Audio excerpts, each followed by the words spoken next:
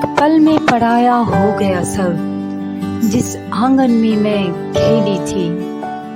कैसे अब जिद कर बोलूंगी, अम्मा यह गुड़िया मेरी थी। कैसे अब जिद कर बोलूंगी, अम्मा यह गुड़िया मेरी थी। एक पल में पराया हो गया सब। इस समाज का ये नियम बहुत ही अजीब है।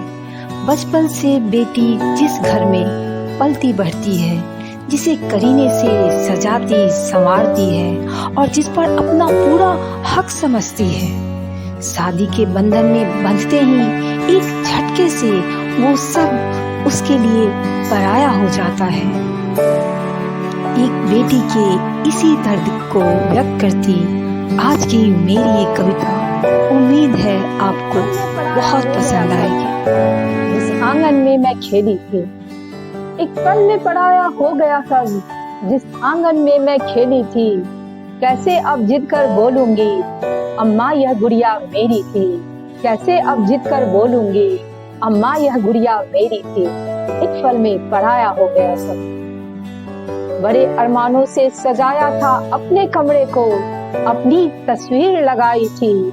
अम्मा मुझको क्यों पता न था, इस घर के लिए मैं पढ़ाई थी। अम्मा क्यों मुझको पता न था, इस घर के लिए मैं पढ़ाई थी। एक पल में पराया हो गया सब। भाई से मैं जब लड़कर आधी हिस्सेदारी लेती थी, तब समझ न पाई क्यों मैं अम्मा इस घर की तो मैं बेटी थी। तब समझ न पाई क्यों मैं अम्मा इस घर की तो मैं बेटी थी। एक पल में पराया हो गया सब। बड़े अरमानों से तूने पाला मुझको, सीने से मुझे लगाया है। आज तू ही क्यों है मुंह फेर खड़ी, आज तू ही क्यों है मुंह फेर खड़ी, लेने जब कोई पराया आया है। एक पल में पराया हो गया सब।